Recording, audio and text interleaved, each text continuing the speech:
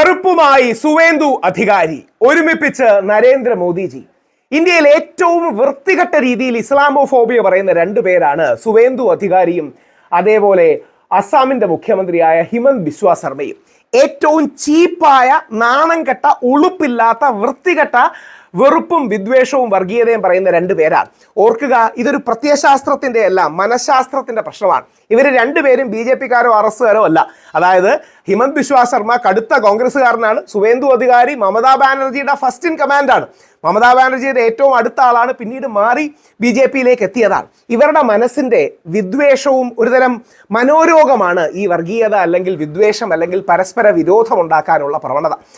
ആലോചിച്ച് നോക്കുക, ഒരുപക്ഷെ അടുത്ത ബംഗാൾ മുഖ്യമന്ത്രിയാകാൻ പോകുന്ന വ്യക്തിയാണ്. സുവേന്ദു അധികാരി പറയുകയാണ്, ഞാൻ മുസ്ലിങ്ങൾക്ക് വേണ്ടി വർക്ക് ചെയ്യില്ല എന്ന്.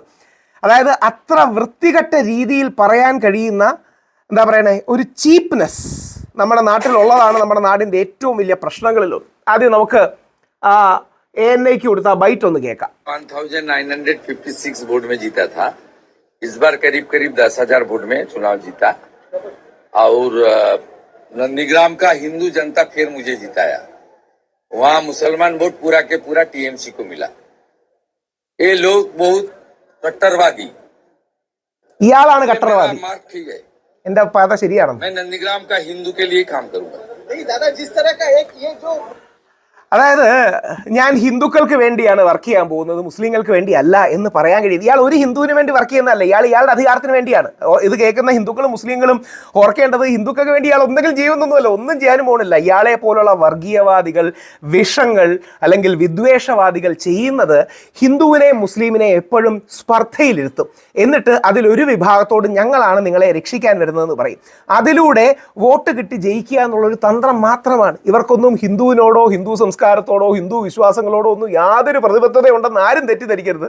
യഥാർത്ഥത്തിൽ പരസ്പരം അങ്ങോട്ടും ഇങ്ങോട്ടും അടുപ്പിച്ച് അതിൽ നിന്ന് എന്താ പറയണേ, ലാഭം ഉണ്ടാക്കാൻ ശ്രമിക്കുന്ന തീവ്ര വിദ്വേഷവാദികളാണ്. നേരെ തിരിച്ച് നമ്മുടെ മോദിജിയുടെ പ്രസംഗം നോക്കാം. മോദിജിയെ ഇഷ്ടമുള്ളവരും ഇഷ്ടമില്ലാത്തവരും കാണും. പക്ഷേ മോദിജി കഴിയുന്നത്ര ഒരു സെൻറ്റർ റൈറ്റ് ഗാന്ധിയൻ സ്പേസിലാണ് പോയത് എന്നുള്ളത് നമ്മുടെ രാജ്യത്തിൻ്റെ ഏറ്റവും വലിയ നന്മയും ഒരു പോസിറ്റീവുമാണ്. അതിനെ അഭിനന്ദിക്കാൻ നമുക്ക് കഴിയണം. അതായത് ഏതെങ്കിലും ഒരു പാർട്ടി, രാഹുൽ ഗാന്ധി കോൺഗ്രസ്സുകാരനാണ്, അതുകൊണ്ട് രാഹുൽ ഗാന്ധി ഇലക്ഷൻ്റെ ചോരിയുടെ പല കാര്യങ്ങളും പുറത്തു കൊണ്ടുവന്നു, അതുകൊണ്ട് BJP-ക്കാർ ഉള്ളി അപ്രീഷിയേറ്റ് ചെയ്യില്ല. നരേന്ദ്രമോദിജിയുടെ നേതൃത്വത്തിൽ ഫോറിൻ പോളിസി വലിയ വിജയമായിരുന്നു. എസ്പെഷ്യലി മിഡിൽ ഈസ്റ്റ് നേഷൻസുമായിട്ടുള്ള നമ്മുടെ ഫോറിൻ പോളിസി വിജയമായിരുന്നു. നമുക്ക് ഇറാൻ വിഷയത്തിൽ കുറെ കൂടെ കാര്യമായിട്ട് ഇടപെടായിരുന്നു, മറ്റൊരു വിഷയം. പക്ഷേ മോദിജി നന്നായി കൊണ്ടുവന്നു, അതിനെ കോൺഗ്രസ്സുകാർ അപ്രീഷിയേറ്റ് ചെയ്യില്ല. മോദിജി കൊണ്ടുവന്ന ഡിമോണിറ്റൈസേഷൻ പാളി, അങ്ങനെ അടക്കം പല കാര്യങ്ങളും പാളി. അത് BJP സപ്പോർട്ടേഴ്സോ മോദി സപ്പോർട്ടേഴ്സോ പറയില്ല.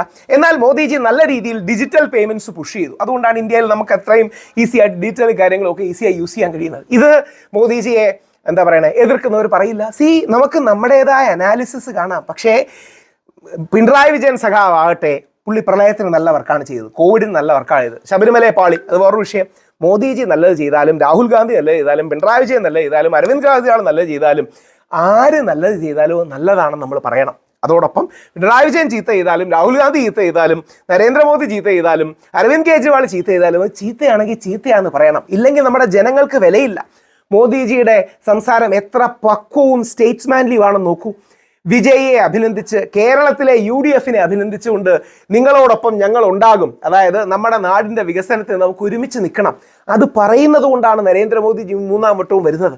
ആ നന്മ മനസ്സിലുള്ളത് കൊണ്ടാണ്. അദ്ദേഹം വേണ്ട രീതിയിൽ ഇസ്ലാമോഫോബിയ തടയാൻ നടപടികൾ എടുത്തില്ല എന്നുള്ളത് സത്യമാണ്. അത് എന്താ പറയുക, ഒരു എവിഡൻറ്റ് ട്രൂത്താണ്. അദ്ദേഹത്തിൻ്റെ താഴെയുള്ളവർ പലപ്പോഴും അത് പറയുമ്പോൾ വേണ്ട രീതി അത് തടയുന്ന നടപടികൾ അദ്ദേഹത്തിൻ്റെ ഭാഗത്തുനിന്ന് ഉണ്ടായിട്ടില്ല. പക്ഷേ അദ്ദേഹമായിട്ട് ആരെയും വെറുപ്പിക്കുകയോ മറ്റു കാര്യങ്ങളോ ചെയ്തിട്ടില്ല. അജ്മേർ ദർഗയ്ക്കടക്കം അദ്ദേഹം മറ്റേ ചാദർ കൊടുക്കുന്നതും ഇതൊക്കെ കോൺഫിഡൻസ് ബിൽഡിംഗ് മെഷറാണ്. നമുക്ക് മോദിജിയുടെ പ്രസംഗം ഒന്ന് കേൾക്കാം. തമിഴ്നാടിന്റെ ജനത ഒരു പുതിയ പ്രയോഗം നടത്തി. UDF, നമ്മുടെ കേരളത്തിലെ UDF. ആ കേരളം എന്നുള്ള പ്രയോഗം വളരെ പ്രസക്തമാണ്. കാര്യം കേരളം എന്ന് പേര് മാറ്റി ഇത്രയേ ഉള്ളൂ. അതുപോലും ഓർത്ത് പറയുന്നത് നല്ലതാണ്. നരേന്ദ്രമോദിജിയുടെ ഭാരത സർക്കാർ തോളോട് തോൾ ചേർന്ന് പ്രവർത്തിക്കും. हम बंगाल, असम और पुडुचेरी की जनता की हर उम्मीद, हर अपेक्षा को അവിടെയാണ് അദ്ദേഹത്തിൻ്റെ പാർട്ടി ജയിച്ചത് ബംഗാളും പുതുച്ചേരിയും ആസാമും ഒക്കെയാണ്. അവരോടൊപ്പം ഉണ്ടാവും, ബാക്കിയുള്ളവരോടൊപ്പം ഉണ്ടാകും. ആ സ്റ്റേറ്റ്സ്മാൻലി പോസ്ചറാണ് യഥാർത്ഥത്തിൽ വേണ്ടത്.